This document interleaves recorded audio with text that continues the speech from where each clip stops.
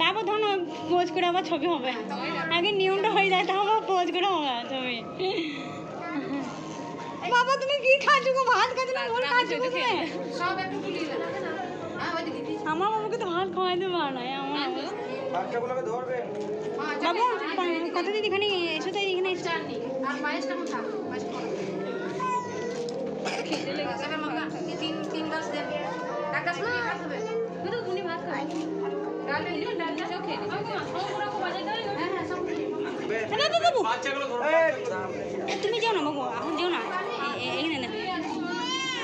ওরে বাবা ওরে বাবা ওরে বাবা তুই কিনো না গো ভাগে না গো গো গো করে